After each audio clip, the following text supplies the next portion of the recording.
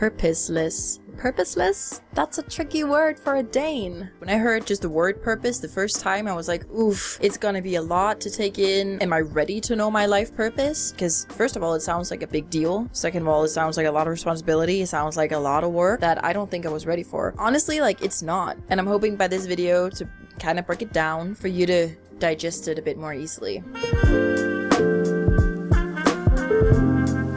So for people who don't know that there is a purpose, for people who don't know that they have a purpose, it can be super hard to fill out that void that they feel inside, because where does that come from? Why do I feel like I'm not being fulfilled? Why do I feel empty? Why do I feel confused about my life situation when I seem to have it all? And then the midlife crisis happens, right? Because they think that that void is gonna vanish when they try to fill it up with a new car or a dog or a marriage or a kid more. Because maybe I just need more stuff.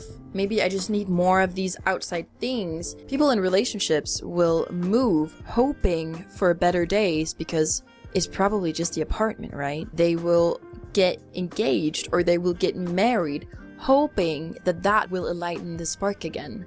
They will get a kid because probably a kid is something that we can gather around. It's something we can have in common again. It's a love we can share. But honey, it's really none of those things. And yes, obviously all of these things might have a short-term lived happiness to them. There was this celebrity couple that got married and then they divorced each other after only 3 months. And I was like, this is exactly what I'm talking about. This is exactly that.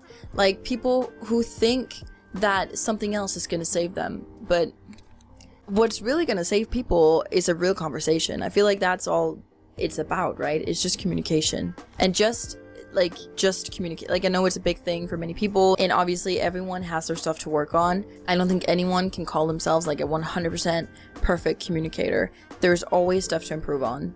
But anyways, I'm sweating a little bit. It's hot in here. The same thing happened when I had a conversation with my best friend the other day, and she explained to me these exact symptoms of feeling confused, feeling kind of empty, feeling frustrated of the situation that she was in. And this was actually the first time that I became aware that she's lacking a purpose. And of course, as the good friend I am, I called her ass out. I was like, honey, like, you're lacking a purpose. Because here's the deal. My friends know what type of answer I'm gonna give them. I'm not the type of friend you call to have to say like, oh, don't do it. No, stay where you are. That's probably best. Are you sure you're gonna go through with that? No. I'm gonna be the one who's like, you're lacking a purpose. You need to look inward. You need to really feel what would you love to do, and then take that first step towards that. Because honestly, like, I feel like my life is just too short not to do that. Her life is too short not to act on whatever she want to do. So obviously, I'm gonna give you the same advice. If you're having similar symptoms, feeling confused, and emptiness, or just frustration, or like sadness that you don't know what the hell is going on inside of you, you need to ask yourself why you're doing what you're doing. And if your answers are dominated by things outside of you, like money or others' expectations to yourself or your own expectations to yourself, you seriously have some reconsidering to do. The very first step to get out of this purposeless life or situation that you're in is to understand that if you're unhappy with who you are or who you're hanging around or what you're doing, you have to stop adding things to that unhappiness. In other words, if you're standing in a grave, stop fucking digging. And this always means to let go of the things that are not in harmony with your purpose or with what you want to do. And it's fine if you don't know that yet, but you still have a sense inside your body that you're confused, you're frustrated, you feel a void. Then stop doing what you're doing and start doing something else to figure out, do I still feel that void doing the other thing, or does it feel like I'm actually expressing myself differently? The void is becoming thin air. And trust me, letting go takes courage. It takes so much courage because, first of all, you're choosing yourself first.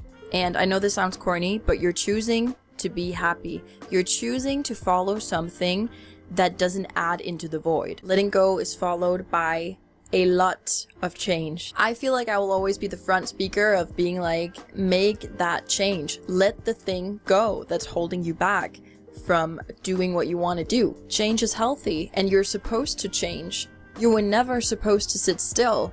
You were never supposed to not grow. You're always for expansion. You're always searching for more. This is why you feel that void, because your soul is searching for more, and you not listening to that. You're keeping yourself stuck. You're choosing to be stuck, which is why letting go is actually choosing your soul, okay? It's choosing to change, and change is scary at first, but the minute you let go and you see the first step, is not scary anymore, because right when you have taken the first step, the next step is going to show itself. Where most people are being held back is because they can't see the full road. They don't see the goal, and we're not supposed to see the goal, because this is a journey. This is not about the goal. Yes, the goal is going to be great when we get there, but this is just about the 2 first baby steps to break through the fear. Obviously, you have to trust yourself. You have to tell yourself you can do hard things. We can do hard things, okay? We're supposed to do hard things. This is supposed to hurt a little, but it's also supposed to be super exciting. And you have to lean into faith rather than fear. It's 2 sides of the same pancake or coin or whatever you want to call it. It's the same thing. You're giving the same energy to one of each side. If you're very fearful, you can turn all that fear around into faith. Choose to believe that it's going to work out for you. Choose to believe in yourself. Choose to believe that you'll be successful in whatever you choose to do. Okay, let's say you stay in your comfort zone because it's nice, it's comfy, you know the people, you know your environment, you know what's gonna happen tomorrow, you know the plan. Let's say you're staying here for 10 years more. The same feelings exactly where you are right now. That's a mental image, you have it right now. Let's create a new one. Let's say you step out, you do the thing that's hella scary, but super exciting at the same time. You do it, and then 10 years from now, where are you? Where do you live? How do you live? With who? Where? That's another mental image. Now, what would it cost you to stay over here in unhappiness, in emptiness, in negative feelings, in effort, maybe even money? When you compare these 2 things, that's wild. That's extremely wild. And when I did that with myself, like when I put it up like this, pros and cons to each, I was like, this is the time to act. Act like there is no freaking tomorrow. If you follow this mental image right now, if you take the first baby step, what's the worst thing that can happen? Are you gonna end up on the street? Are you gonna end up under a bridge in a box? If your answer to that is no, get going, honestly. But it is truly all about that very first baby step. And here's the thing, is that when you change enough towards your purpose, letting go will happen automatically. And this was the way it happened to me. I changed very much in a relatively short time frame that I had many friends and family who in the beginning pulled the plug on me, who was like, this is too much. You're not who you once were. I don't know how to deal with that. And ouch, but fair. And it's just funny to see how these people are coming back to me now saying, how did you do it? How are you able to just do a thing after another thing after another thing, not burn out? How are you able to juggle all of these balls? If it was me, I would have dropped them. They want to come back to learn, but they didn't want to be a part in the beginning because for them it's scary too. It's scary just to see other people stepping out of their comfort zone. You can energetically feel when someone pulls away from you. Like, it's just so instant. Like, you just know. And that's fine. That's fine. Let them do their thing. Let you do your thing. It's not a race. They will come back. So you don't have to live a purposeless life. Purposeless? That's a tricky word for a Dane. But you don't have to live that life. It's a choice whether or not to keep filling the void with all these external things or to actually listen to the void. What does it want? What is your soul longing for? And then try some stuff out, follow it and see where it leads you. Most importantly, stop digging the grave you're standing in. Seriously. And guys, if you have watched this far, I just want to say thank you so much for watching till the end. You know it means a lot to me. I'm gonna link to a couple more things here. You can keep on watching if you want to, and I'll see you in one of the next videos. Bye!